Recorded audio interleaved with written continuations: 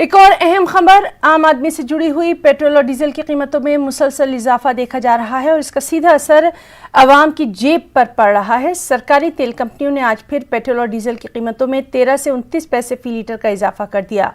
बढ़ी हुई कीमतों के बाद भोपाल में पेट्रोल की कीमत 101 रुपये 28 पैसे, डीजल की कीमत 92 रुपये 50 पैसे हो गई है। दिल्ली में अब पेट्रोल की कीमत 93 रुपये 21 पैसे, जबकि डीजल की कीमत 84 रुपये 7 पैसे फी लीटर हो गई है। हम आपको ग्राफिक में दिखाते हैं कि किस तरह से मुख्तलिफ शहरों में पेट्रोल और डीजल की कीमतें क्या कुछ कह रही हैं। मई में 12 मरतबा बढ़ चुकी हैं पेट्रोल और डीजल की कीमतें।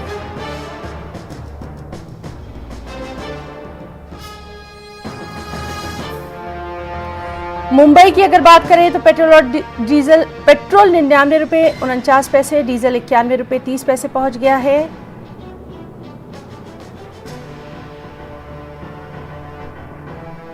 इसी तरह चेन्नई में पेट्रोल 94 रुपये 86 पैसे और डीजल 88 रुपये 87 पैसे फी लीटर मिल रहा है।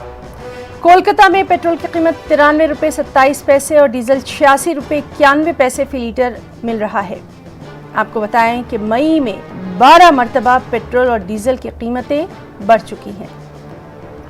दिल्ली से इस वक्त हमारे साथ मौजूद हैं हमारे साथी अनिल कुमार। अनिल, आपसे जानना चाहेंगे, लगातार हम इस पर बात कर रहे हैं कि पेट्रोल और डीजल की जो बढ़ती कीमतें हैं इसका कहीं ना कहीं असर आम आदमी की जेब पर पड़ रहा है। एक बार फिर से ये कीमतें बढ़ती दिखाई दे रही हैं, कमी के कहीं कोई आसार नहीं। निश्चित तौर पर हिना, जिस तरह से हमने देखा कि देश में पहली बार ऐतिहासिक स्तर पर छुआ है पेट्रोल और डीजल की कीमत। अगर देखा जाए तो 104 रुपये प्रति लीटर का जो दाम है पेट्रोल का वो क्रॉस कर गया है, जो राजस्थान के श्री गंगानगर में 104 रुपये 18 पैसे प्रति लीटर पेट्रोल बिक रहा है।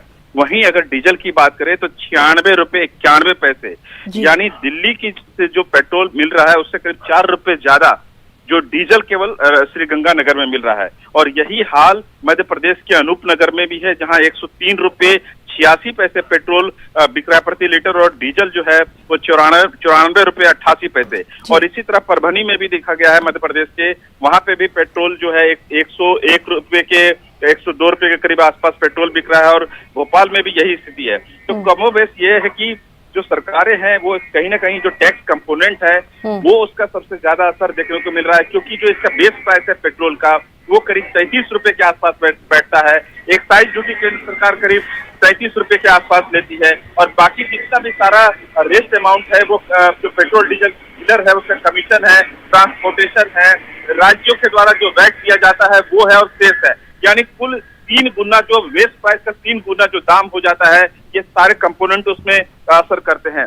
अगर देखा जाए इंटरनेशनल मार्केट में जो क्रूड ऑयल है वो लगातार उछाल पे देखा जा रहा है। 66.44 जो डॉलर प्रति बैरल के स्तर पर बना हुआ है क्रूड ऑयल, और वहीं डॉलर के मुकाबले जो रुपया है वो 72.83 के रुपये पे ये बना हुआ। यानी कुल जितने भी कारक हैं वो दिख रहे हैं कि पेट्रोल डीजल के दाम आने वाले टाइम पे फिलहाल कोई राहत नहीं मिलने वाली है जब तक इसे सरकारें अपना टैक्स कंपोनेंट नहीं कम कर लेती। और दूसरा अनिल, इसका मतलब जो आप हमें समझा रहे हैं, हम टेक्निकल थोड़ा सा ये जानना चाहेंगे कि क्या हर स्टेट अपने अपने तौर पे इस पे कमी करने की कोशिश कर सकती है?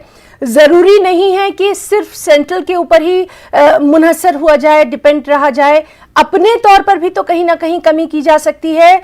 मकसद सिर्फ यही है कि आम आदमी की जेब से थोड़ा तो कम किया जाए बोझ। निश्चित तौर पर जिस तरह से हमने देखा कि राज्य सरकारों के पास भी अपने अधिकार हैं पेट्रोल डीजल के दाम कम करने के, वो बार बार लगातार अधिक और कम करती भी रही है, पिछले कई महीनों में हमने देखा भी।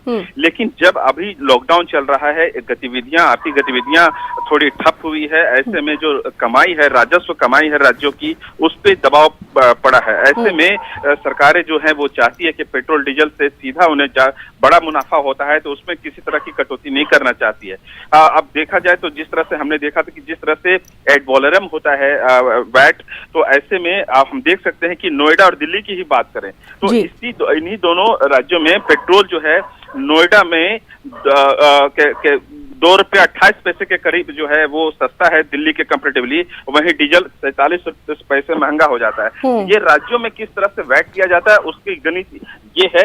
और दूसरी असर जो जिस तरह से आपने एक सवाल किया था कि इससे आम जनता पर कितनी महंगाई पर पड़ता है असर, तो थोक महंगाई पर इसका सीधा असर पड़ता है, क्योंकि ट्रांसपोर्टेशन जो हमारा है वो डीजल पे ही अभी भी बहुत ज्यादा आश्रित है। तो ऐसे में हमने देखा था जब आंकड़े आए थे अप्रैल में, तो उसमें थोक महंगाई दर बढ़ करके 10.49% हो गया, यानी अब मार्च के कंपेरेटिवली में 3.1% ज्यादा थोक महंगाई दर बढ़ी थी, यानी सीधा आम जनता के जो बजट है उस पे इसका सीधा असर पड़ रहा है। यानी अनिल, हम समझ सकते हैं कि इसका सीधा असर पड़ सकता है रोजमर्रा में इस्तेमाल आने वाली चीजों पर, सब्जियों पर, और जो ट्रांसपोर्टेशन पर जो पैसा लगता है उस पर असर पड़ेगा, और इसका डायरेक्ट असर पड़ेगा आम आदमी की जेब पर, उसके किचन पर।